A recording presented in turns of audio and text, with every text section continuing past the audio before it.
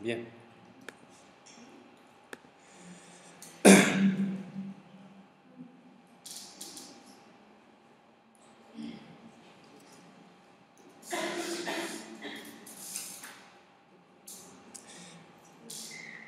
Donc, pour implémenter donc, cet exercice, donc, il s'agit bien donc, de créer une application qui permet de manipuler des marchandises qui sont transportées par des cargaisons. Alors, chaque marchandise est définie par le numéro, le poids, le volume. Après, on va créer les propriétés, ou les getters et setters. Un constructeur, une méthode toString, et une cargaison transporte un ensemble de marchandises. Chaque marchandise, plutôt cargaison, est transportée une distance. Il y a une collection de marchandises qu'on va déclarer dans la classe cargaison. Et après, avec des méthodes pour ajouter une marchandise, afficher toutes les marchandises. Le constructeur, une méthode qui permet de calculer le coût de la cargaison, sachant que le coût de la cargaison, il dépend du type de cargaison. Donc, on va déclarer une méthode abstraite dans la classe cargaison qu'on va redéfinir dans les classes cargaison aérienne et routière. Une méthode qui permet de consulter la liste des marchandises, consulter le poids total de marchandises et le volume total de marchandises. Et après, par la suite, donc, une cargaison aérienne, c'est une cargaison dans laquelle on va redéfinir la formule qui permet de calculer le coût. Et une cargaison routière, la même chose, c'est une cargaison, donc c'est une classe qui va hériter de la classe cargaison et dans laquelle on va redéfinir cette méthode abstraite. Alors, bien sûr, on va essayer donc de créer une application dans un premier temps pour montrer comment implémenter les concepts fondamentaux de l'orienté objet avec C#. Et après, par la suite, on va essayer donc de créer une application console et une application graphique. Donc, on va commencer par créer un projet console application qu'on va appeler TP cargaison.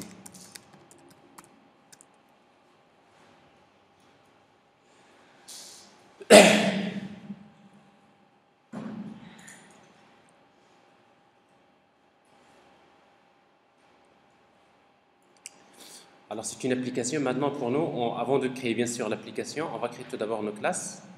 Alors, on va créer tout d'abord la première classe. C'est la classe. C'est quelle classe? Marchandise. New class.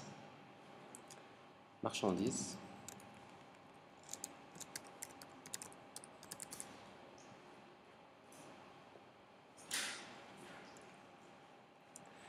Alors, une classe, généralement, nous avons dit qu'il se trouve dans un namespace. Alors, par défaut, le namespace porte le même nom que le projet.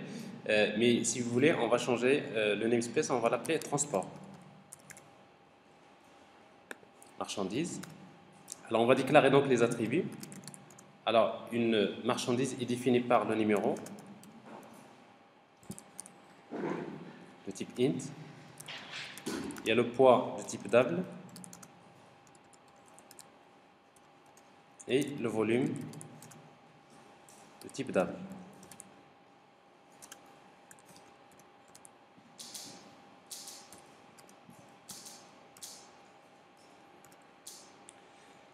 Alors, pour créer une marchandise, donc, on aura besoin de spécifier les paramètres, un constructeur. Alors, pour créer une marchandise, donc, on a besoin de spécifier le numéro, le poids et le volume.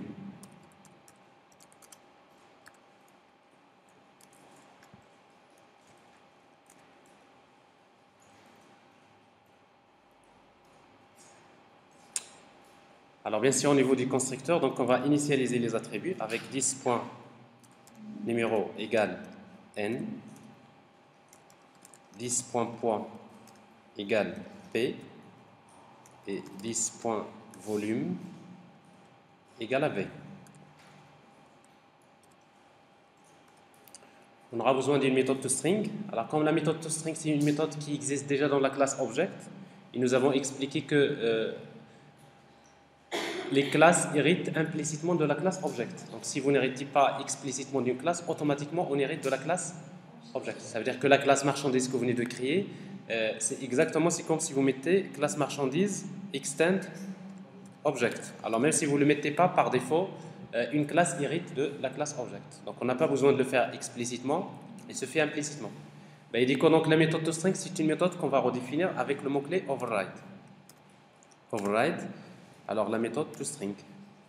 Alors ici donc la méthode toString, dans notre cas, va retourner une chaîne de caractères qui contient le numéro égal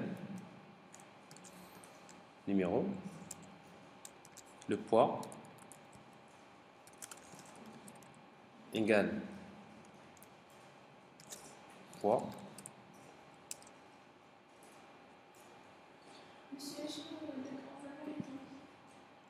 Override, c'est un mot-clé qu'on utilise pour redéfinir, la redéfinition de méthode. C'est-à-dire vous avez déjà hérité une méthode d'une classe et après vous avez besoin de la redéfinir. Alors le poids et le volume.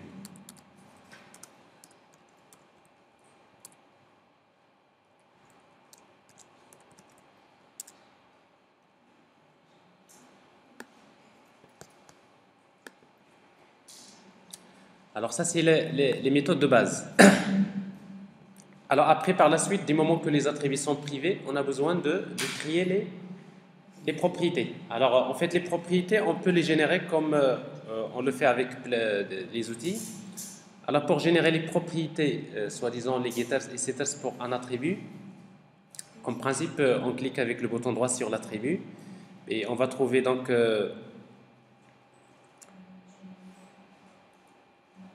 voilà, insert snippet et après vous allez trouver, alors c'est pas ce niveau-là, refactor, alors j'ai oublié, c'est refactor, encapsulate field et après par la suite donc je veux générer une propriété qui s'appelle numéro. Donc pour quel attribut? Pour l'attribut numéro. Et après directement OK. Et vous allez voir qu'il va ajouter il va ajouter une propriété qui s'appelle numéro dans lequel il y a le get et le set. Alors en fait pour le get on va juste retourner la valeur de numéro et pour le set c'est numéro égale value. Donc ça c'est la propriété. On va faire la même chose pour les autres. Pour le poids, donc refactor, voilà, encapsulate field, ok, ça passe. Et le volume,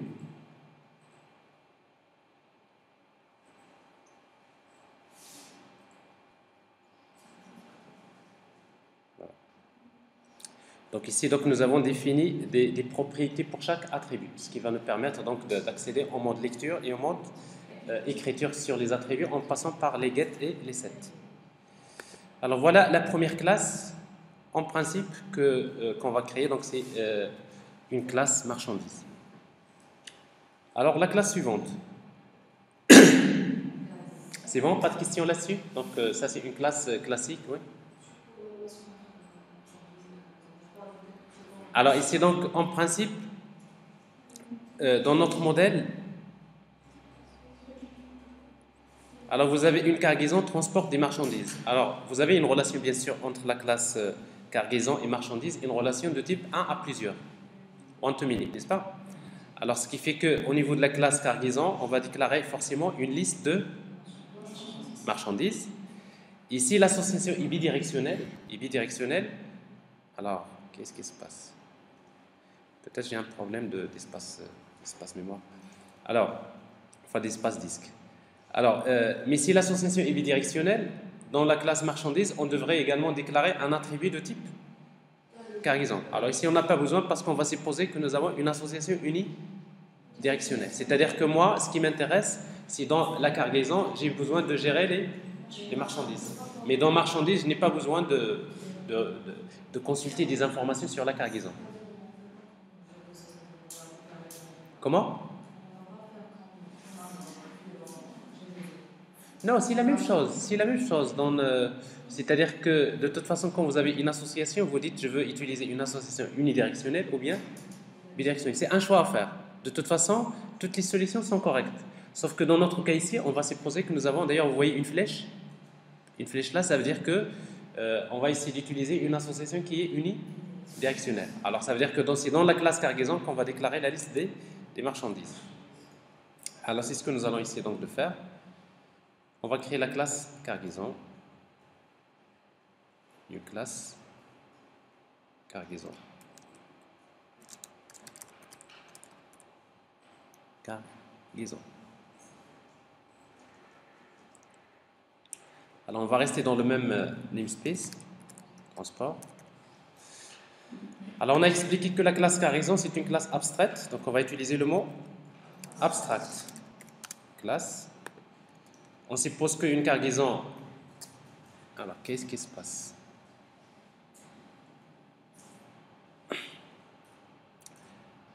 Alors on suppose que la classe cargaison est définie par des attributs protégés, notamment la distance qui est de type int, et une collection de marchandises. Alors on va utiliser des listes. Les listes génériques, donc une liste qui contient des marchandises. La collection, on va l'appeler marchandises, et on va l'initialiser avec new list.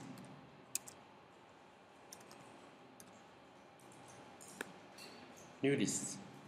Voilà. Alors pour créer une cargaison, on aura besoin d'un constructeur qui reçoit en paramètre la distance, 10.distance égale à d. Voilà. Égale à d.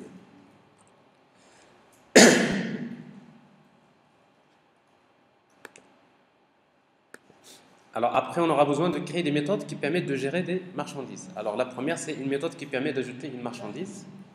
Alors on va la déclarer comme ça, public void add. Alors cette méthode, on va lui donner comme paramètre un objet de type marchandise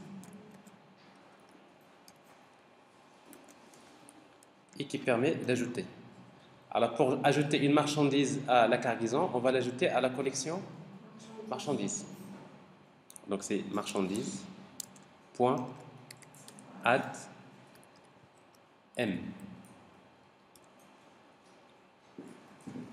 Alors vous aurez bien l'occasion de bien implémenter, de faire ce que vous voulez, mais si c'est pour vous difficile de suivre avec le même rythme, ça serait plutôt plus intéressant de suivre et de synthétiser avant de reprendre l'application. Alors ça c'est la méthode add marchandise, pas de question. Alors ensuite on aura besoin d'une méthode qui permet d'afficher afficher toutes les marchandises. Alors public void afficher marchandises. Alors cette méthode là, donc on va essayer donc de faire une boucle. Alors ici donc pour boucler sur toutes les marchandises, on pourra utiliser donc la boucle soit for ou bien for each. Alors la meilleure façon c'est d'utiliser for each. For each, tabulation, ce qui vous permet d'obtenir donc la syntaxe de c'est la même chose, sauf que for, vous utilisez une boucle, vous faites varier le i de 0 jusqu'à le nombre d'éléments. Et for each, c'est que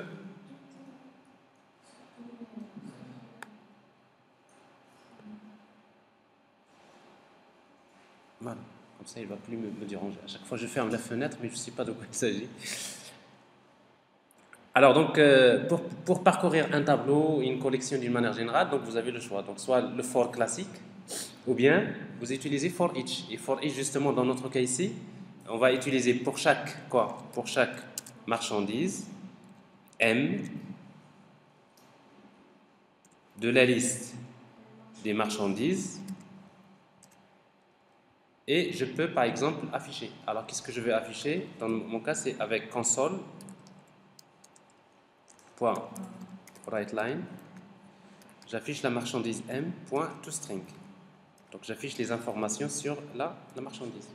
Donc ça c'est c'est comme ça qu'on parcourt les collections, bien sûr avec for each, d'accord? Mais on peut le faire autrement. Une deuxième solution c'est d'utiliser for int i égale à 0 jusqu'à marchandise.count. En fait les collections c'est count et plus.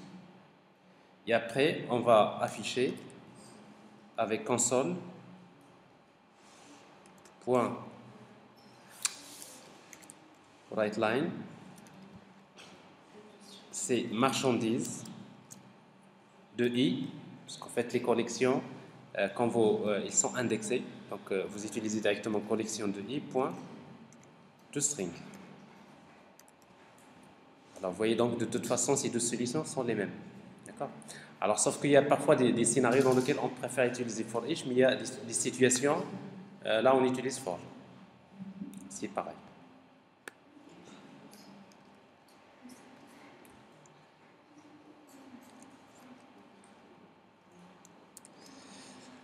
Alors, une deuxième méthode qui permet de consulter une marchandise sachant le numéro.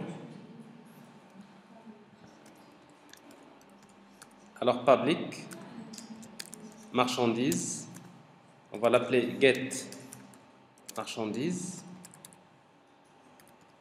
On va lui donner comme paramètre le numéro et on va la chercher.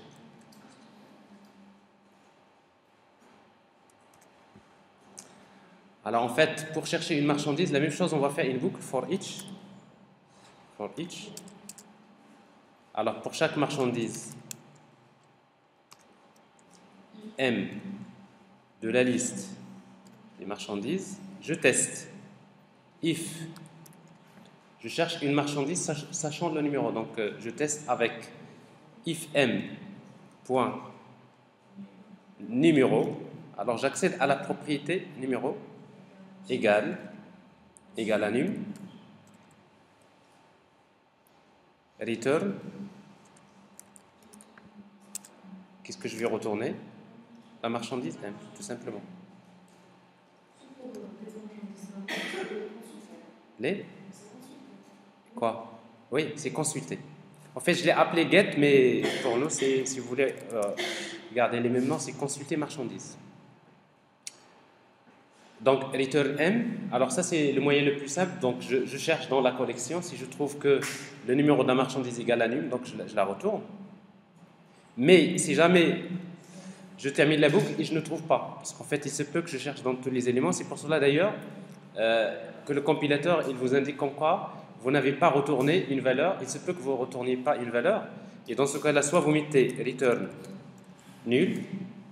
Alors, dans ce cas-là, vous supposez que si vous cherchez dans toute la collection et on ne trouve pas, on va retourner à la fin nul. Ou tout simplement, le meilleur moyen, c'est de générer une exception. Générer une exception comme quoi la marchandise qu'on cherche n'a pas été trouvée. Alors, comment générer une exception? On utilise throw new exception. Et on va spécifier le message. Et le message, on va dire la marchandise introuvable. Donc vous voyez, ce n'est pas assez différent de ce que vous faites avec le langage Java. Donc c'est toujours à peu près pareil. Donc ici c'est encore mieux. Pourquoi? Parce que quand j'appelle la méthode consulter marchandise, la méthode consulter, il va me retourner soit la marchandise M, soit qu'il va me retourner une exception. Alors ensuite, une méthode qui permet de consulter le volume total.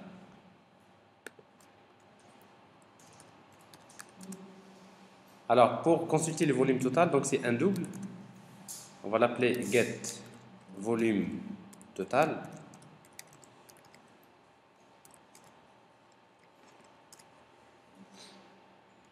Alors, ça veut dire quoi le volume total? C'est la somme du volume de toutes les marchandises. Donc, on va essayer de boucler et après, on va faire la somme du volume. Alors, on va déclarer une variable somme égale à 0 et on fait une boucle, la même chose, toujours for each. Pour chaque marchandise M, la somme plus égale, c'est M point volume. Donc à chaque fois, j'ajoute le volume à la somme. Et à la fin, je vais retourner la somme. Un exemple de méthode qui permet de boucler la collection de marchandises et qui permet de retourner, plutôt ça c'est le volume total. Et ça serait la même chose pour le poids total. Donc on va juste faire un copier-coller.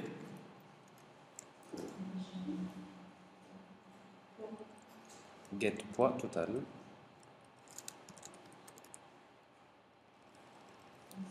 Alors à la place de volume ici, on va mettre poids. Vous avez une méthode qui permet de consulter le volume total et le poids total. Et après, on aura besoin d'une méthode abstraite. On a dit que pour chaque cargaison, on a besoin de calculer le coût. Alors, pour déclarer une méthode abstraite, on utilise donc public abstract double coût. Alors, nous avons dit qu'une méthode abstraite, c'est une méthode qui n'a pas de définition et se termine par un point virgule. Mais par contre, c'est une méthode qu'on devrait redéfinir dans les classes dérivées. Mais en même temps, une méthode abstraite ne peut être définie qu'à l'intérieur d'une classe abstraite. Parce que si la classe cargaison n'est pas abstraite, on ne peut pas définir une méthode abstraite. C'est bon, c'est clair? Alors, en fait, il nous reste juste une méthode qui permet de consulter toutes les marchandises. Il n'est pas spécifié dans ce diagramme de classe. On va la définir.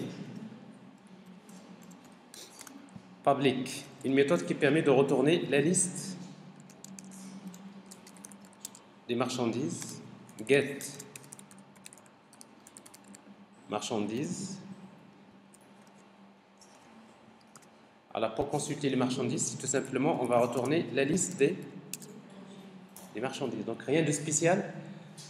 Donc cette méthode-là, on aura besoin au niveau de l'interface graphique qu'on va créer par la suite, parce qu'à un moment donné, on aura besoin d'accéder également à la collection des marchandises. Alors ça, c'est la classe, ce que nous avons défini pour le moment. Nous avons créé donc la classe marchandise et la classe cargaison. On voit bien donc la relation. Alors cette relation est traduite par la collection marchandise. Alors maintenant, on va créer les classes dérivées, une cargaison routière et aérienne. New classe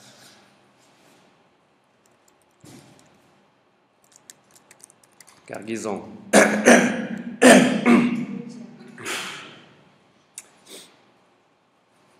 cargaison routière.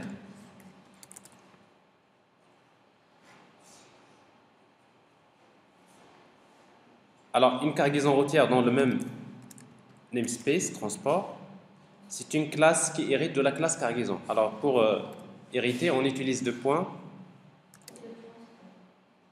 Transport, oui. On va hériter de la classe. C'est mal écrit. C'est normal, quand je cherche la classe cargaison, je ne trouve pas parce que je suis pas dans le même namespace. Alors transport, alors cargaison. Donc j'hérite de la classe cargaison. Alors bien sûr, donc j'aurai besoin de définir le constructeur, redéfinir la méthode abstraite, n'est-ce pas?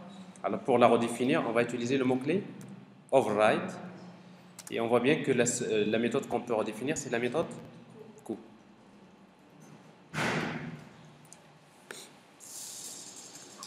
Alors dans l'énoncé, alors en fait, une cargaison, on est en train de créer la cargaison routière, aérienne, routière. Alors pour la cargaison routière, donc pour la calculer, le coût égale 4 fois la distance fois le poids total si le volume est inférieur à 380 000. Voilà. Alors on va faire le test maintenant. If. Alors j'ai déjà une méthode qui permet de retourner le volume total. Donc j'appelle la méthode getVolume total. S'il est inférieur à 380 000, on va retourner 4 fois la distance. Alors en fait, j'accède à la distance parce que je l'ai déclaré protected. Je suis une classe dérivée, n'est-ce pas? Je ne suis pas obligé de passer par les propriétés. Alors, getDistance fois le poids total. Donc j'appelle la méthode getPoids total. Else return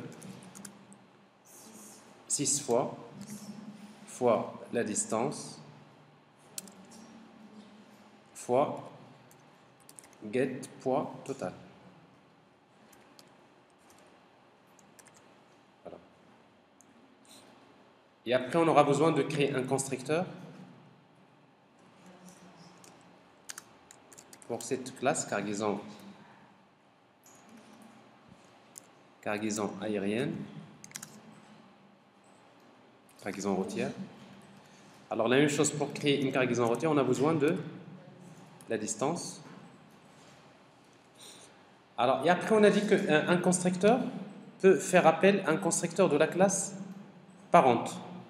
Comment le constructeur de la classe cargaison aérienne peut faire appel au constructeur de la classe cargaison? Voilà, on utilise deux points, base, et après on va spécifier le paramètre. En fait, c'est à peu près l'équivalent de super de la technologie Java. Donc je fais appel au constructeur de la classe parente et je le laisse. C'est donc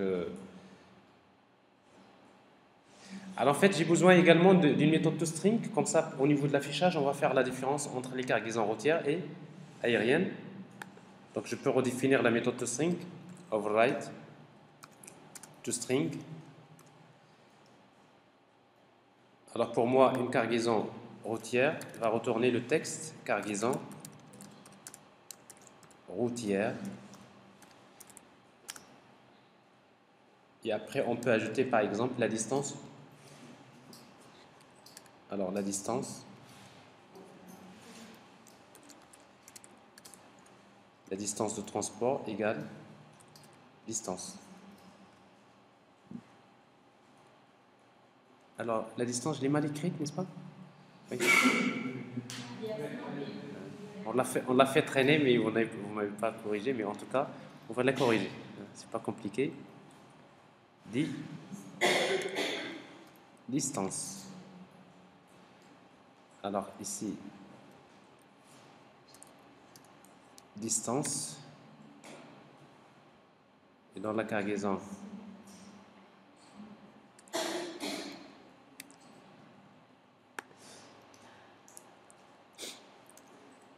sais pas quelle langue comme ça, diatance, comme ça, c'est pas. Alors distance égale distance. Alors voilà donc la cargaison routière. Alors, on va faire la même chose pour la cargaison aérienne.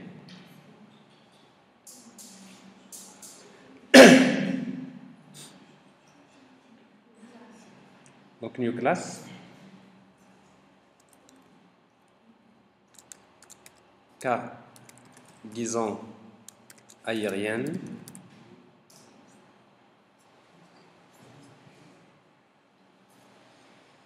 Et on reprend le package transport, plutôt le namespace transport. La cargaison aérienne, il dérive de la classe cargaison. On va redéfinir les méthodes coût. Alors la méthode coût, c'est à peu près la même chose, sauf qu'on va changer les paramètres.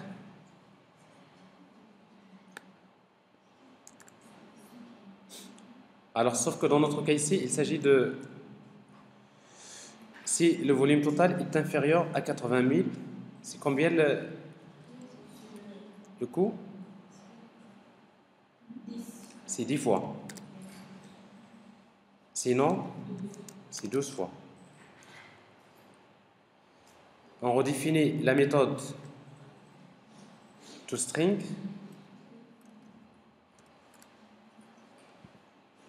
Alors, je sors de la classe. Alors, override.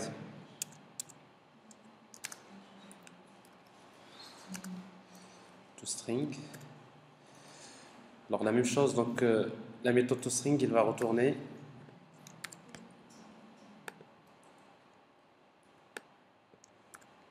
la cargaison aérienne avec la même distance. Voilà.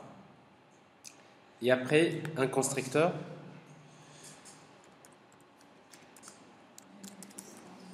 Alors, cargaison aérienne,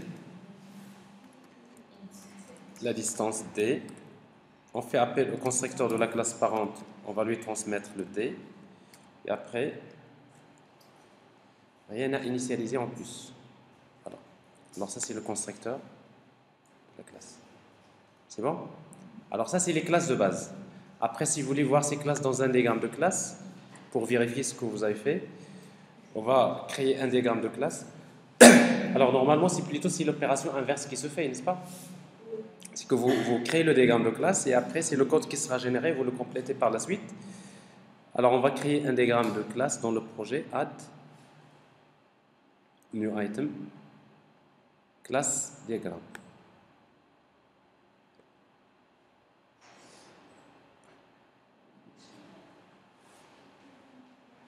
Alors, en fait, ce diagramme de classe, donc tout ce que je vais faire, je vais prendre la classe marchandise, je la fais glisser, elle est là.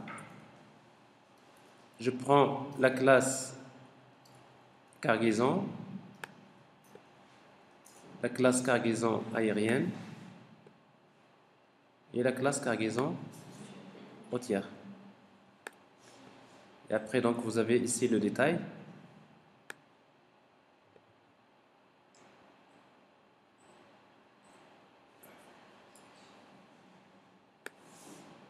Voilà.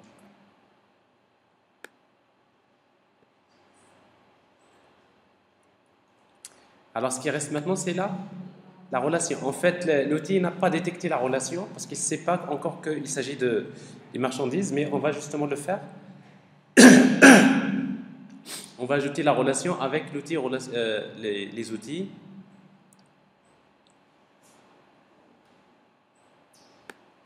Alors, on va afficher ça au centre. Et après l'outil relation. Association. Alors, je prends l'association et directement, il va comprendre qu'il s'agit de la collection. Donc, il voit bien que ici, donc, c'est la collection marchandises qui va être utilisée.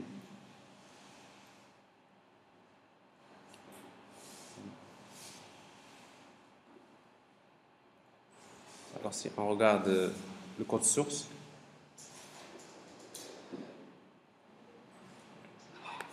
donc c'est la collection marchandises.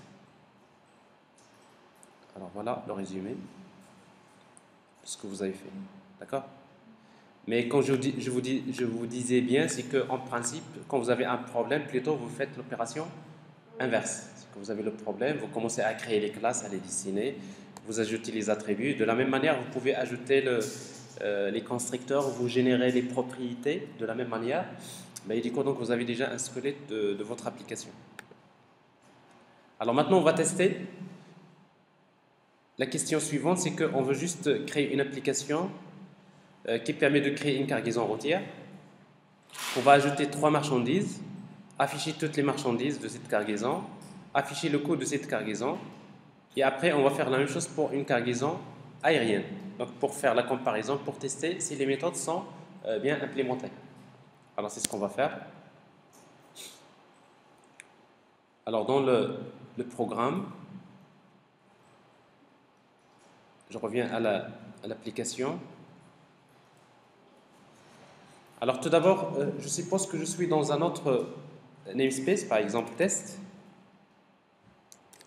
Alors, pour utiliser les cargaisons et les autres classes, j'ai besoin d'importer le namespace. Comment je l'ai appelé? Transport. Alors, je vais créer tout d'abord une cargaison. Alors, pour créer une cargaison, je déclare une cargaison C1 égale new. Alors, tout d'abord, est-ce que je peux créer une cargaison directement? Comme ça, avec la distance? La réponse est non. Pourquoi? Parce que la classe cargaison, c'est une classe qui est abstraite. On ne peut pas instancier une classe qui est abstraite. Mais par contre, je peux créer une cargaison soit routière ou bien aérienne. Alors, je crée une cargaison aérienne avec la distance 80. Alors, maintenant, je viens de créer une cargaison. Qu'est-ce que je peux faire? Je peux ajouter les marchandises. Alors, pour ajouter les marchandises, c'est un point add. Je vais ajouter une marchandise, donc new marchandise. Alors, la marchandise, et on va spécifier les paramètres. Le numéro, le poids, le volume. Donc, j'ajoute une nouvelle marchandise. Je fais la même chose pour ajouter une autre marchandise. On va ajouter 3 marchandises. Alors, c'est un point add new marchandise numéro 2 avec le poids différent avec un volume qui est différent.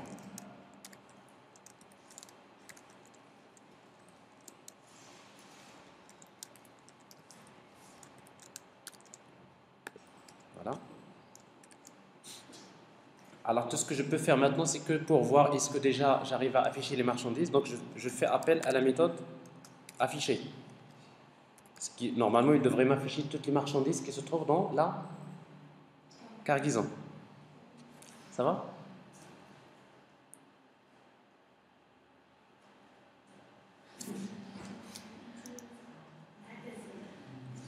Ça va? Alors, donc c'est un point affiché, donc ça permet d'afficher donc toutes les marchandises. On va tester. Et pour voir ça, on va utiliser donc, on va faire un readline, console.readline.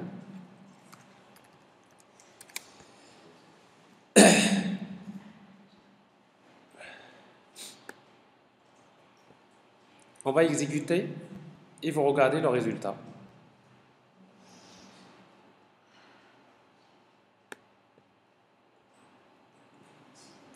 Alors je vois bien que ici donc en fait c'est la méthode toString de chaque cargaison. Pour le moment, voilà ce que j'ai dans la cargaison.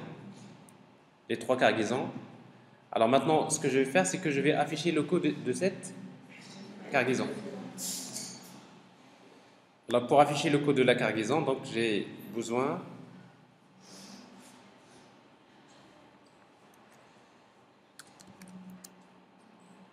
d'afficher avec console.writeLine, c'est C1 et j'appelle la méthode coup.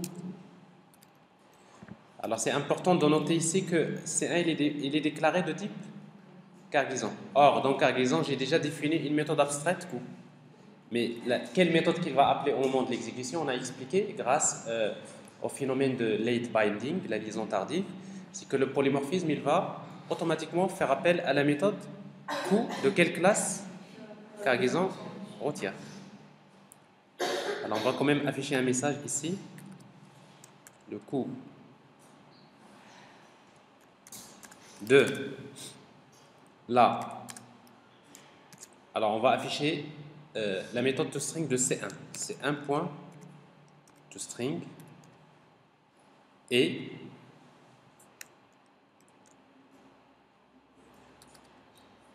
égal. C'est un point.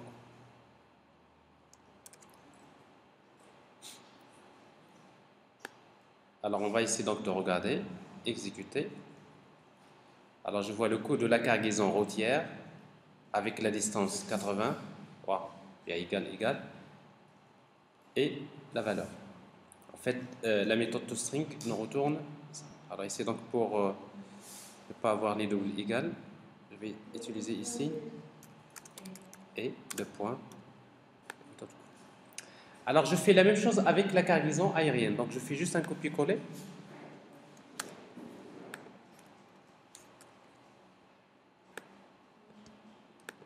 Alors je crée une cargaison C2. Alors je crée un séparateur, j'affiche un séparateur.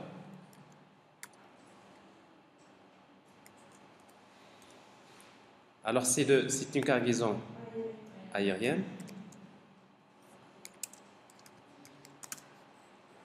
Alors je garde les mêmes paramètres. Console.writeLine. Alors C2.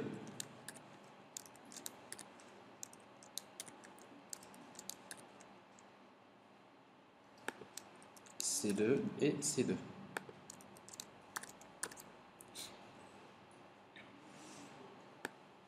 Alors j'exécute.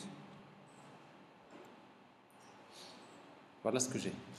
Alors en fait j'ai les mêmes marchandises. Vous voyez donc le coût il n'est pas le même. C'est tout à fait normal. Avec même les mêmes marchandises, le coût est différent. C'est bien ici donc le polymorphisme en fonction de type. S'il s'agit d'une cargaison routière, il y a une formule. Quand il s'agit d'une cargaison aérienne, il y a une autre formule. Oui? Cargaison. Alors, un clic à acheter que essaye de suivre plus que. Flip-flop. Allez, je te montre la classe cargaison. Oui? À quel niveau? Ah, je sais pas ça. Non, attendez, attendez, j'ai remarqué quelque chose qui n'est pas normal. Alors, en fait, dans la classe cargaison qu'on vient d'ajouter, vous voyez quelque chose qui a été ajouté? Hein? Alors, en fait, ça, c'est quand on a créé l'association. En fait, il n'a pas compris que la connexion marchandise qui représente plutôt le. Donc, ça veut dire qu'il a ajouté un autre attribut, vous allez le remarquer ici.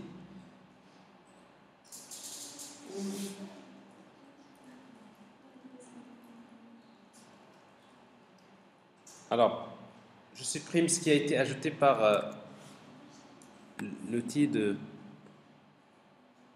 diagramme de classe. Alors, c'est comme si je viens de supprimer la relation. Alors, je vais maintenant créer la relation, mais après, je vais la paramétrer. Alors, je reprends. Donc, la relation entre ça et ça. Mais après, je vais regarder dans les propriétés de la relation.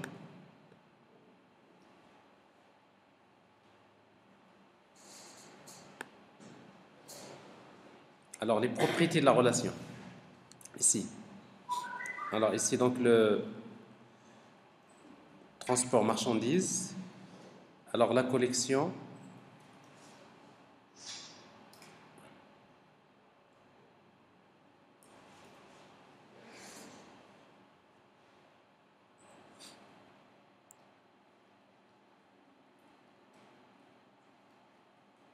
Marchandise. Marchandise.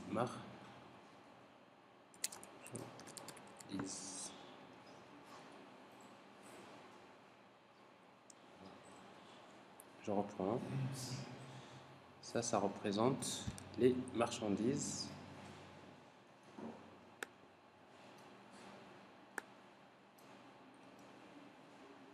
Alors, qu'est-ce qui se passe? Alors, ici, j'ai la collection.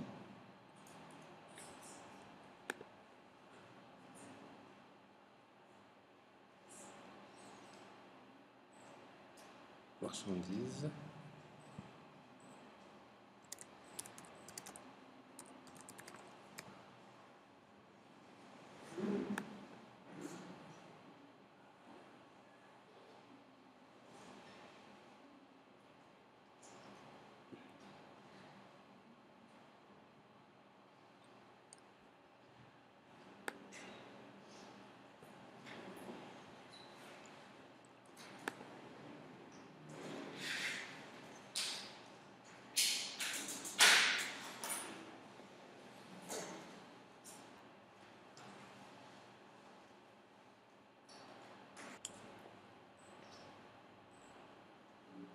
Bien. Alors, je ne vais pas m'arrêter là-dessus, donc je reviendrai tout à l'heure pour voir comment associer la relation à l'attribut que nous avons fait. Donc, je vais vous le montrer tout à l'heure. Je reviens sur cette classe. C'était quoi ta question? Ça fait? En tout cas, tu nous as fait découvrir une petite du code qui a été ajouté dans la collection qu'on aura à corriger tout à l'heure.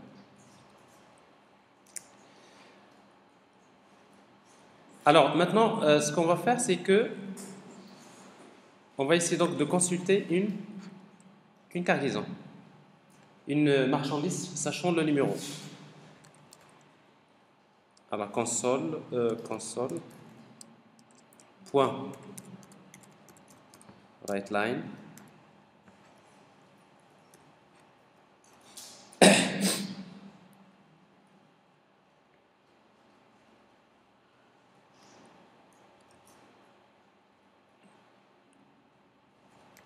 consulter la marchandise numéro 2, par exemple. Alors, on va vérifier si ça marche. Alors, consulter la marchandise 2. Donc, qu'est-ce que je dois faire? Donc, marchandise M égale, je vais la consulter à partir de quelle cargaison? Par exemple, la cargaison. Alors, ici, déjà, donc j'ai les numéros, donc on peut toujours les nommer. Ça c'est 3, 4, 5, 6. Donc je cherche la marchandise numéro 2 à partir de la cargaison C1.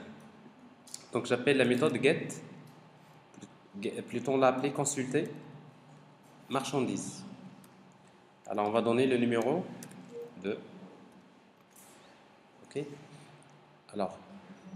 Alors si ça existe en principe je l'aurai, mais sinon il va générer une exception. Normalement ici il fallait faire un try catch. Pour prévoir si le cas où il y a l'exception, je vais quand même capturer l'exception. Alors j'affiche tout d'abord console point writeLine,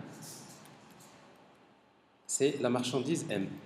C'est-à-dire j'affiche la méthode toString. Alors quelle est la méthode qui est affichée par défaut? C'est la méthode toString. J'exécute. Alors je vois bien que le numéro 2 avec le poids égal et le volume égal. Donc ça c'est la consultation, il n'y a pas de souci. Alors, mais en principe ce qu'il fallait faire c'est plutôt d'utiliser try catch. C'est-à-dire que pour consulter, on va utiliser try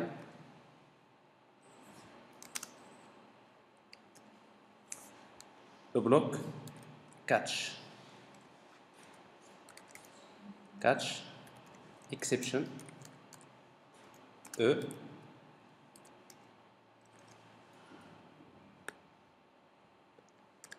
alors je vais essayer de consulter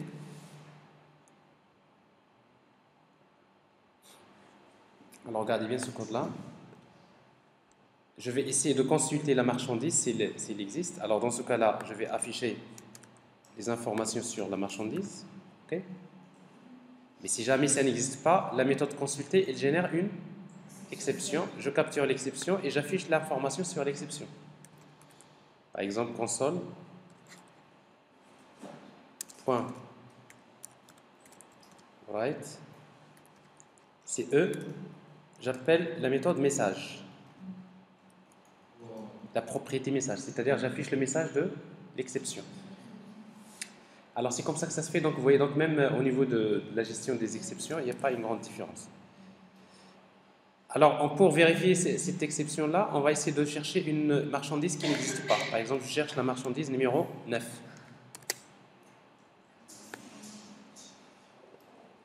Alors, j'exécute.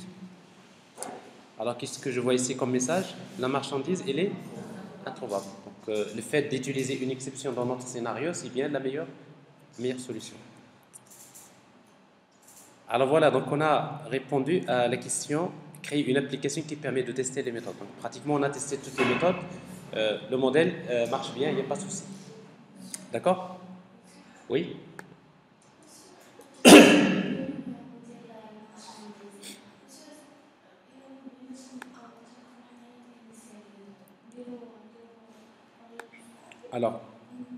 Alors maintenant, votre collègue, il dit par exemple, si le numéro de la, si vous voulez que le numéro de la marchandise soit auto-incrémenté, hein, si on n'a pas de base de données, et après comment on va le faire? Si justement vous allez penser à créer un attribut qui est statique. Alors la solution, c'est de revenir à marchandise, vous déclarez par exemple un attribut privé, private statique,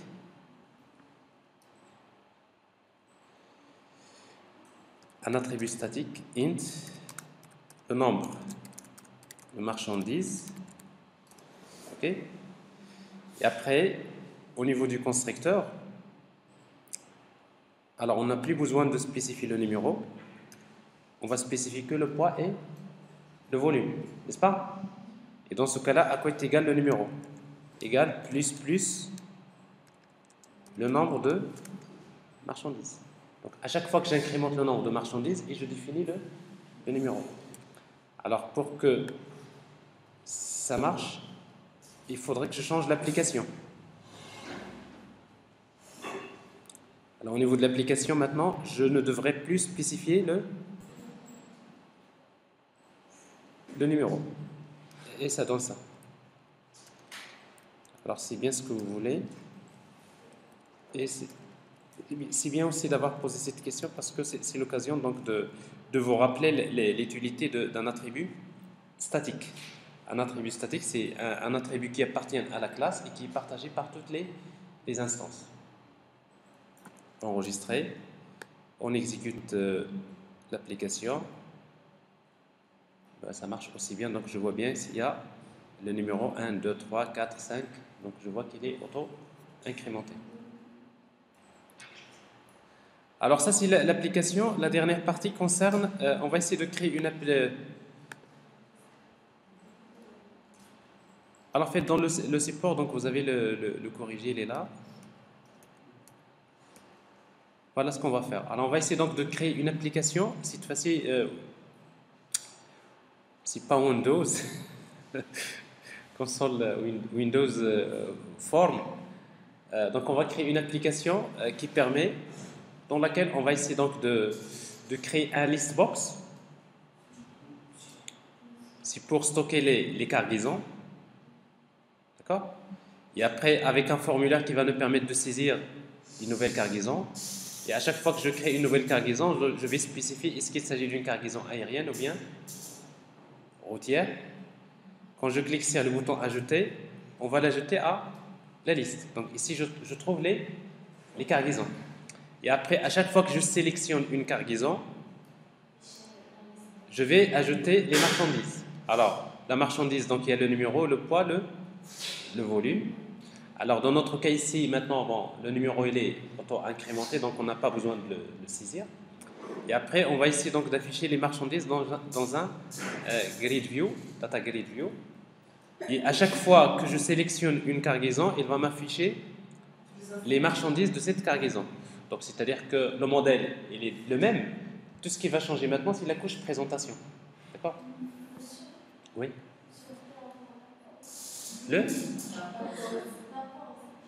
Il est déjà... hein? C'est déjà la pause. 10h20. Bien sûr, vous pouvez avoir la pause.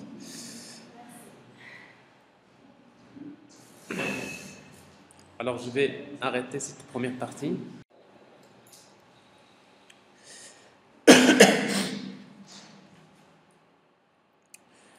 Alors, donc, pour créer l'application graphique, bon, s'il vous plaît, donc on va terminer cette partie-là et après, comme ça, il nous restera un peu de temps pour parler des autres points. Alors, on a déjà créé une application console. Et après, donc, on aura besoin donc, de créer une application graphique. On n'a pas besoin de changer de projet, de créer un nouveau projet, mais dans le même projet, on va créer une fenêtre, un objet de type frame, new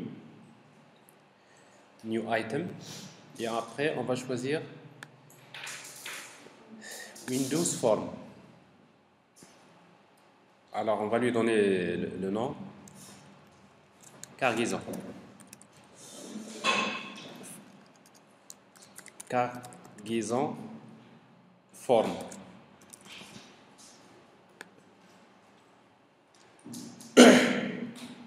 Alors, cargaison form, donc je crée une fenêtre dans laquelle, donc comme je disais tout à l'heure, donc voilà ce que j'ai besoin de faire.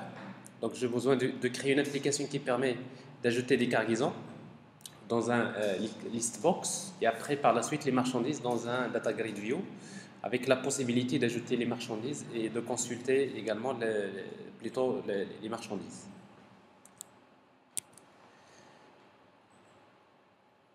Alors, on va créer tout d'abord les éléments graphiques. Alors, tout d'abord, pour saisir les informations sur la cargaison, donc j'aurai besoin d'un label. Alors, les propriétés. Alors, le texte du label, c'est la distance. Un champ de texte, textbox.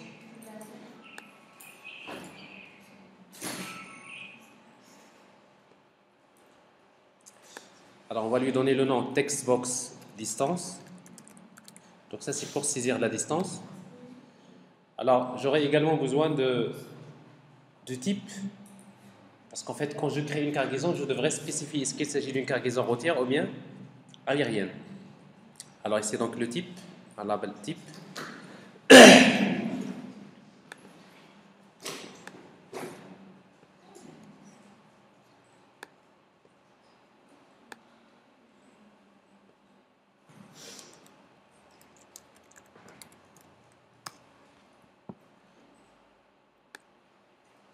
Alors pour le type, donc on va utiliser donc un objet de type combo box. Alors dans combo box, donc on va lui donner le nom combo box type. Et après dans les valeurs, on peut spécifier les valeurs par défaut. Donc items, donc vous avez une collection dans laquelle on peut spécifier les valeurs. Alors les valeurs, en principe, dans notre cas, nous avons une cargaison routière, aérienne.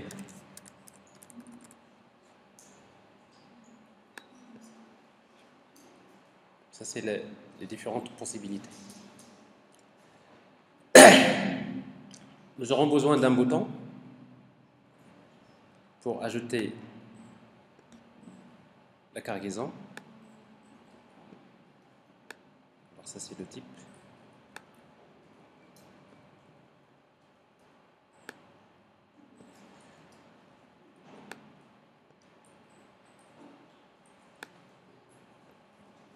Alors, on va supposer que les cargaisons, on va les afficher dans un list box.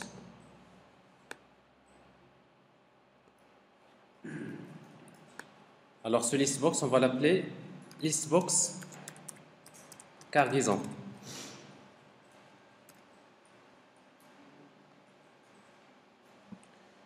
Alors, ça, c'est ce qui concerne la première partie qui concerne les cargaisons. J'ai besoin d'un bouton ajouter.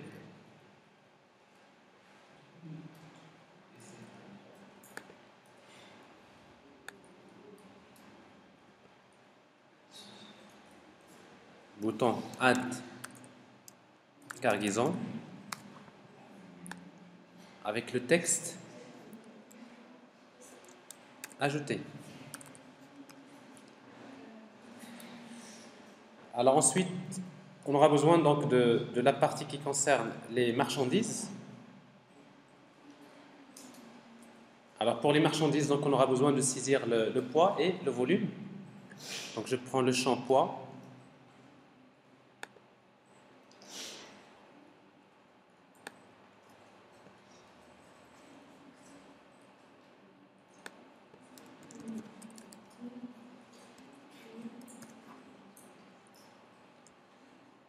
Un champ de texte, text box, pour le poids, alors que je vais nommer text box poids. Je fais la même chose pour le volume.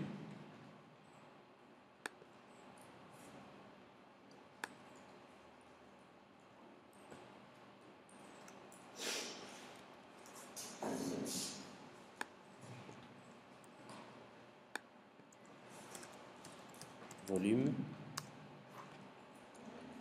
un champ de type textbox,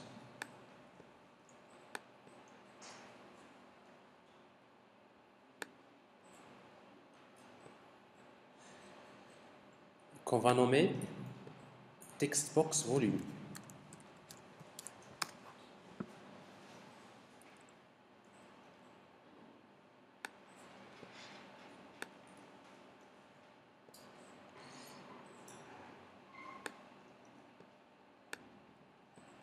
Et un bouton ajouter. Alors un bouton ajouter.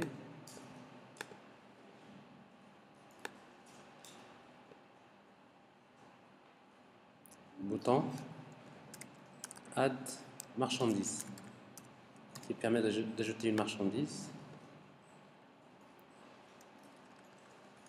Ajouter. Et pour afficher les marchandises, donc on va créer un data grid view. Alors en fait, le data grid view, donc on le retrouve dans la catégorie data. Tout à fait.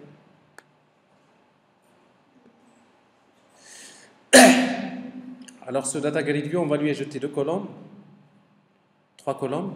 Il y a le numéro, le poids, le volume. Num, le poids, ajouter, volume,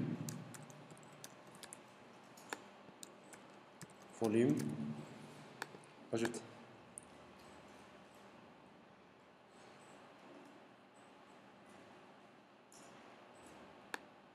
Voilà l'élément data grid. Voilà. Bien, alors ça concerne les éléments graphiques. Alors on fait data grid view, on va l'appeler data grid view marchandise.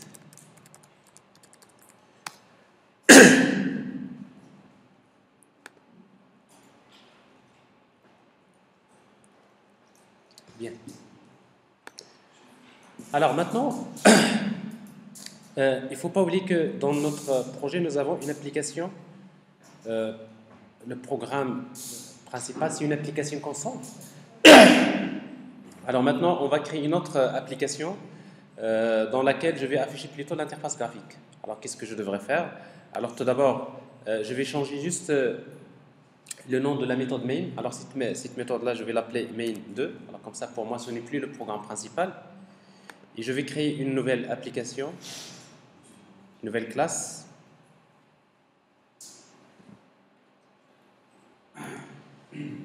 Que je vais appeler application graphique. Application graphique. Alors en fait, dans cette application graphique, tout ce que je vais avoir, c'est la méthode main. Static void main. Pour moi, c'est le programme principal. Alors en fait, dans notre programme principal, tout ce qu'on va faire, c'est qu'on va afficher la fenêtre qui a été créée. Alors pour cela, pour utiliser les fenêtres, on aura besoin d'importer le namespace System Windows Forms. Forms. Alors dans ce namespace, il y a une classe qui s'appelle application.run. On fait directement appel à la méthode run. Et pour nous, qu'est-ce qu'on va exécuter? New, la fenêtre. Alors notre fenêtre graphique s'appelle cargaison form. Alors là, sachant que maintenant, je n'ai pas créé un projet Windows Form, j'ai créé toujours un projet Console Application et que je vais en quelque sorte convertir en un projet Windows Form. Alors si vous exécutez l'application, voilà ce que vous allez avoir. Alors vous allez remarquer une chose, c'est que premièrement, il affiche la fenêtre console, n'est-ce pas? Et en même temps, il affiche par la suite cette fenêtre. Alors maintenant, si vous voulez que ce soit purement une application Windows Forms sans qu'il affiche la console, on aura juste besoin de modifier les propriétés des projets. Alors le projet TP Cargaison, propriété, et parmi les propriétés, vous trouverez ici Output Type. Alors vous voyez donc, je peux toujours passer d'une application console vers une application Windows Application. Alors si vous modifiez les propriétés, vous exécutez, vous allez voir qu'en fait, vous aurez toujours le même résultat, mais la fenêtre console n'est plus affichée. D'accord? Donc à travers cette première démonstration, je vous ai montré déjà comment dessiner les éléments de l'interface graphique, ce qui n'est pas si compliqué.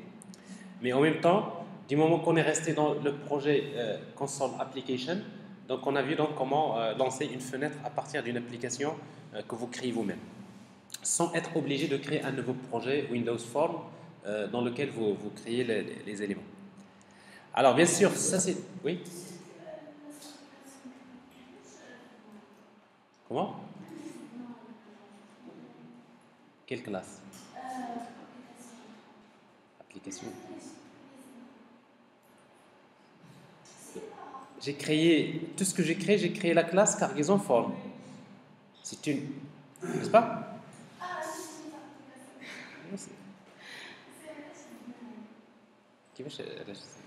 Tu parles de ça? Le programme, l'application graphique. Pourquoi je l'ai ajouté? Eh oui, je l'ai ajouté parce que j'ai déjà, dans mon programme qu'on a créé tout à l'heure, on a déjà créé une application dans laquelle il y a la méthode main. D'accord? Alors maintenant, mon programme principal, si vous voulez, ce n'est plus ça. D'accord? Je vais laisser cette classe, je ne vais pas l'utiliser pour le moment. Donc tout ce que j'ai fait, c'est que j'ai renommé la méthode main. Au lieu de main, je l'ai appelée main2. Comme ça, pour moi, ce n'est pas le programme principal. Parce que dans un projet, vous ne pouvez pas avoir plusieurs classes qui ont la même méthode main. D'accord? OK? Alors maintenant, ce que j'ai fait, c'est que j'ai créé une classe, une autre classe que j'ai appelée application graphique. Tout ce qu'il y a dans cette classe, il y a la méthode main. Et dans la méthode main, qu'est-ce que je vais faire maintenant? Je lance la fenêtre. D'accord? Et du coup, donc, quand j'exécute, finalement, qu'est-ce qui s'exécute? C'est l'application qui contient la méthode main qui va s'exécuter. C'est clair? Parfait. Alors maintenant, on va répondre aux événements. Les événements sur la fenêtre. Tout d'abord, comment ajouter les cargaisons? Alors, je fais un double-clic sur le bouton. Une fois que je clique sur le bouton, je vais ajouter une cargaison. Et pour ajouter une cargaison, tout d'abord, j'ai besoin de lire la distance. Distance égale, alors int 32.pass pour faire la conversion. Et la zone de texte, textbox distance.text. Je lis le type de cargaison. Parce qu'en fait, quand on va saisir quoi? La distance et le type.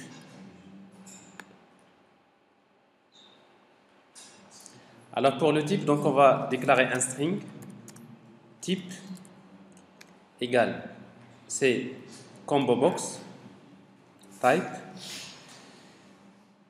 selected item. Alors je selected item, c'est-à-dire l'élément qui est sélectionné. En fait, c'est une propriété, c'est pas une méthode. Alors selected item.toString. Attendez, il y a quelque chose qui cloche, je crois que selected item. Alors c'est un objet.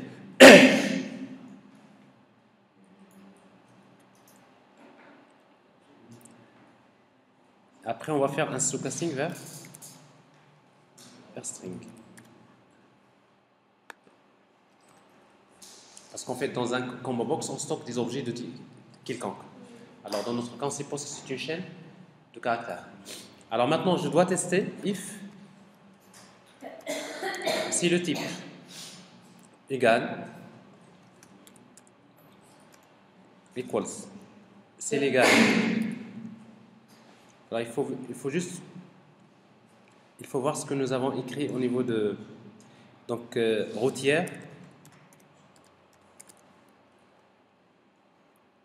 Alors, je vais créer une cargaison routière. Donc, je déclare ici une cargaison. Alors, pour utiliser les cargaisons, bien sûr, j'ai besoin d'importer le namespace transport. Très bien. Alors, using transport. Je déclare une cargaison C.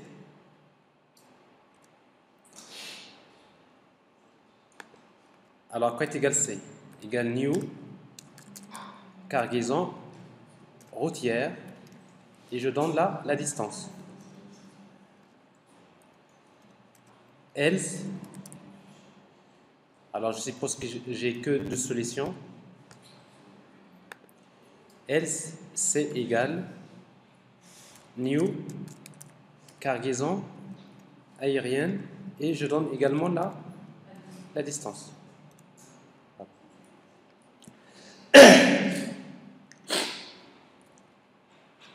Et après, je vais l'ajouter à listbox. Alors, listbox, cargaison, .add, .items, les éléments de listbox tout d'abord. Et après, on va ajouter la méthode add. Et la méthode add, qu'est-ce qu'on va ajouter? C'est .toString, c'est tout court, l'objet. Donc, la cargaison, elle est ajoutée à la liste. Alors ça, c'est la première des choses. On exécute et on teste. Alors ce que je peux faire maintenant, c'est que je saisis la distance, le type de la cargaison routière, ajouter, Alors vous allez voir ici, donc c'est la méthode toString d'ailleurs qui s'affiche par défaut. C'est la raison pour laquelle d'ailleurs on avait créé la méthode toString. Ici vous avez cargaison routière avec la distance 45. Je vais créer une cargaison aérienne avec une distance différente. Cargaison aérienne, la distance. Alors ici donc qu'est-ce que j'ai? J'arrive quand même à stocker maintenant les cargaisons dans une liste. D'accord? Alors maintenant, une fois que je stocke, maintenant qu'est-ce que je vais faire? Je vais maintenant saisir les marchandises d'une cargaison sélectionnée. Alors c'est ce qu'on va voir. Alors maintenant, le bouton Add, marchandise. Alors tout d'abord, pour ajouter une marchandise, j'ai besoin tout d'abord de récupérer la cargaison qui est sélectionnée. Alors comment on va le faire? Alors cargaison, je déclare une cargaison. Alors apparemment, j'ai un petit souci dans la machine. Il est en train de souffrir à chaque fois que je m'affiche des messages. Alors cargaison. Alors la cargaison C égale listbox cargaison point selected item. Selected item. Alors selected item, donc je sais qu'il s'agit d'une cargaison. Je fais un stochastic, n'est-ce pas? Mais généralement, le seul problème, c'est que parfois, si on n'a pas sélectionné d'éléments, on aura une exception. Alors c'est la raison pour laquelle, généralement, ce qu'on fait, c'est que je déclare un objet, object O égale, je récupère l'élément qui est sélectionné tout d'abord, comme ça. Alors bien sûr, si aucun élément est sélectionné, O égale à nul. Donc ce qui fait que on va faire le test. Quand est-ce qu'on va récupérer uniquement si O est différent de nul? Alors ça c'est pour éviter l'exception. Alors si O est différent de nul, j'ai la cargaison C que j'ai déjà déclarée. Alors C égale à quoi? Égale à O que je vais caster en cargaison. Alors ça c'est relativement mieux, sinon on va faire try catch. Try catch, c'est-à-dire que si jamais il y a une exception, je devrais quand même capturer l'exception.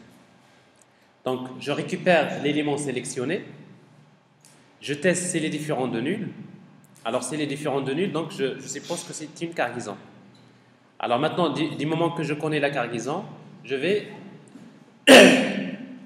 lire la valeur des marchandises. Alors pour les marchandises, donc j'ai besoin de le poids.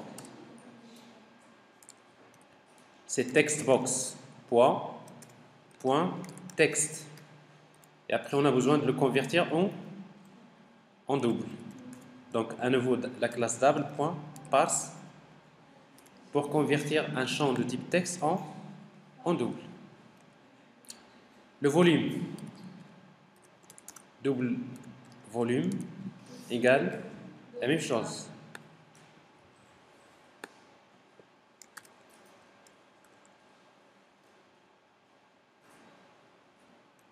Alors textbox volume.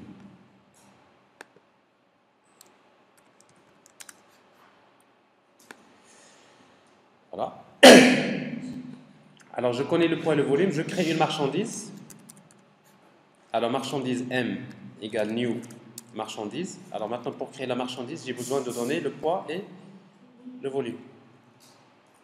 Poids, volume. Alors sachant que je vous rappelle que le numéro, on a utilisé un increment, on a créé un compteur qui permet d'incrémenter automatiquement le numéro de la marchandise. On va l'ajouter. Alors cette marchandise-là, si on l'a créée, on va l'ajouter à la cargaison C. Et pour ajouter une marchandise à une cargaison, on va utiliser la méthode add. Qu'est-ce qu'on va ajouter? La marchandise M. Donc je viens de saisir les informations sur une marchandise, je la crée, je l'ajoute à la marchandise. Et quand je l'ajoute, maintenant j'ai besoin de l'afficher, de l'ajouter à la liste. Plutôt pas la liste, c'est le data grid view. Alors c'est ce qu'on va faire. Data grid view marchandise point rows point add. Alors qu'est-ce que je vais ajouter? C'est m point. La première colonne c'est le poids. Tout d'abord c'est le numéro. Virgule m point poids. Virgule m point volume. Voilà. Alors, on va vérifier après, on va voir les autres scénarios. J'ai la distance, le type, j'ai une cargaison routière, une cargaison aérienne. Je sélectionne une cargaison et je vais ajouter une marchandise. Avec quel poids? 80 et le volume 70. Ajouter. Alors en fait, il est ajouté en même temps, donc je la vois dans le Data Grid View. Je vais ajouter une deuxième. Alors sauf que maintenant, il faudrait qu'une fois que je sélectionne une marchandise, une cargaison plutôt, il faudrait que j'affiche les marchandises de la cargaison qui est sélectionnée. Alors maintenant justement, on va ajouter un autre événement sur, cette fois-ci, c'est la liste. On va faire un double-clic sur la liste et vous avez Selected Changed, plutôt Selected Index Changed, c'est-à-dire on a changé l'élément sélectionné. Alors dans ce cas, qu'est-ce qu'on va faire? Pour chaque cargaison qui est récupérée, on va essayer donc de faire la même chose. On récupère la cargaison, comme on vient de faire ici.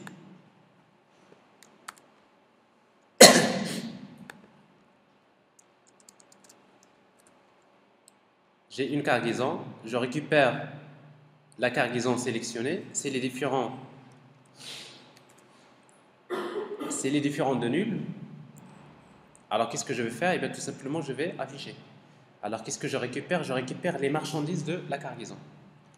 Alors pour récupérer les marchandises, donc je récupère la liste des marchandises. Marchandises égale, c'est la cargaison. J'ai déjà une méthode qui s'appelle getMarchandise. Alors si vous vous rappelez, on avait ajouté cette méthode-là. C'est une méthode qui va permettre de retourner toutes les marchandises de la cargaison. Alors ici, c'est passé, parce que je croyais un autre... Oui, ici on va l'initialiser à nul.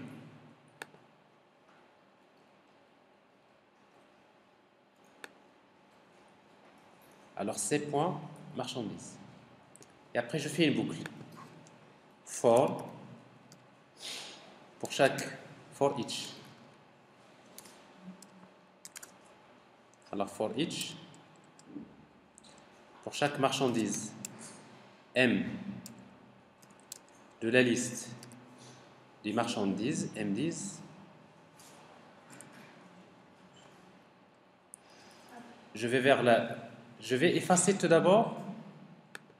Je dois effacer tout d'abord le data grid parce que je vais afficher une nouvelle liste. Alors, data grid view marchandise point rows. Il y a une méthode qui s'appelle clear. Bon, ça permet d'effacer. Et après maintenant, je vais utiliser donc à nouveau data grid marchandise point rows point add. Et on va ajouter la même chose que tout à l'heure, c'est m point numéro, virgule m point poids, virgule m point volume. Voilà. On va tester.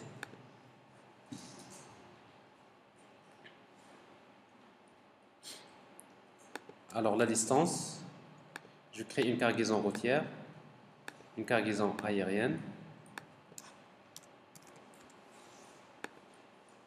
une autre cargaison routière. Je sélectionne une cargaison, j'ajoute les marchandises. Alors j'ai un petit problème. Je reprends.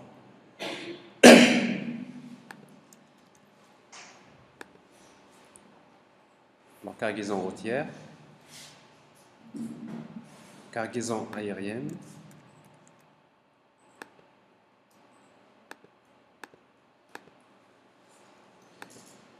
on va ajouter. Alors il y a un problème.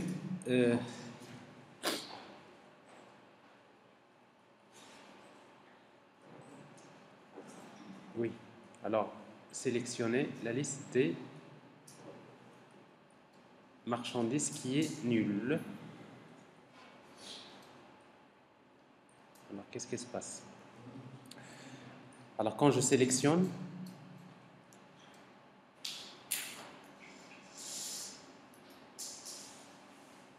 c.get marchandises. Alors on arrive, vous avez en fait une collection de marchandises qui est nulle.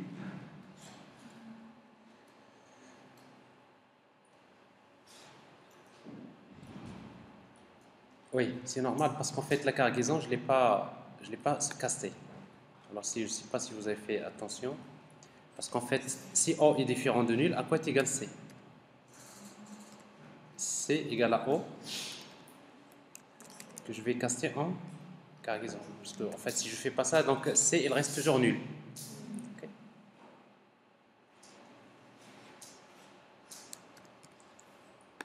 Alors cargaison routière, cargaison aérienne,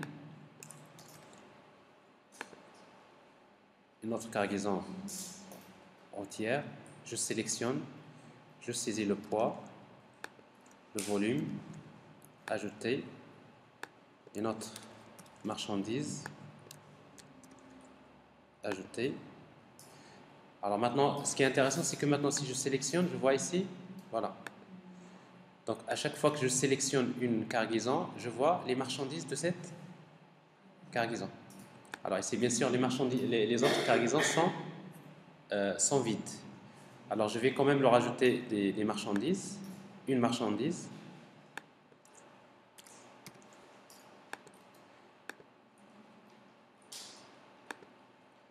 Et ça nous donne quelque chose comme ça.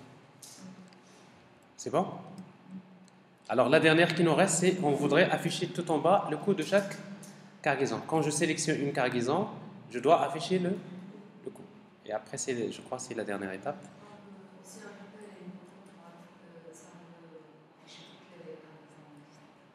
Toutes les... Ils sont là. Parce qu'en fait, je suppose qu'ici, de toute façon, que dans cette zone de liste, on a toutes les cargaisons. Oui. Alors, bien sûr, on peut toujours ajouter d'autres choses, donc je vous laisserai vous-même par la suite. Alors, ce qui m'intéresse à travers cette application, si vous l'avez déjà remarqué, c'est bien, en même temps, on synthétise tout ce qui est la programmation orientée objet, et en même temps, donc, je vous montre par l'occasion comment créer une interface graphique, notamment avec les outils Windows Forms. Alors maintenant, on va essayer de compléter ça. Dans les outils, on va afficher tout en bas le coût de la cargaison. Alors, le coût.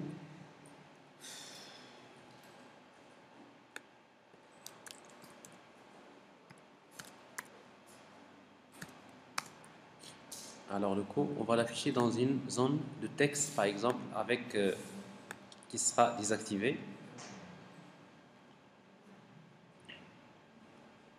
Alors, la zone de texte, text box coût, enabled égale false. Enfin, ce n'est pas un champ de cisé, mais c'est juste pour afficher. Et on revient vers le... Voilà. Quand on sélectionne une cargaison, à la fin, j'affiche les marchandises. Une fois que j'affiche les marchandises, donc j'affiche le coût. Alors, textbox coût.text égale directement la cargaison C et j'appelle la méthode coût. Et après, j'ai besoin de la convertir en string. Je peux utiliser la méthode toString.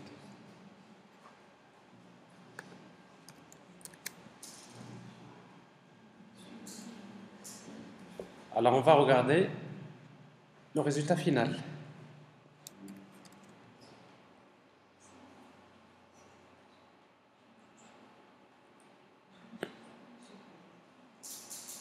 Cargaison routière, aérienne, le poids, le volume.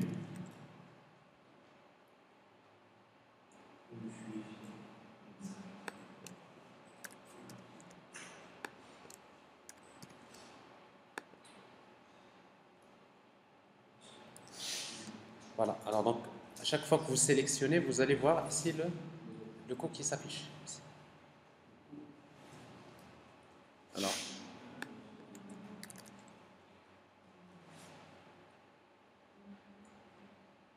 c'est bien ça. Alors bien sûr, il restera quelques petits détails donc d'amélioration à faire, mais ça nous donne un petit peu un résumé sur pratiquement la programmation orientée objet. Alors on va s'arrêter à ce niveau-là, donc je vais vous donner tout ça.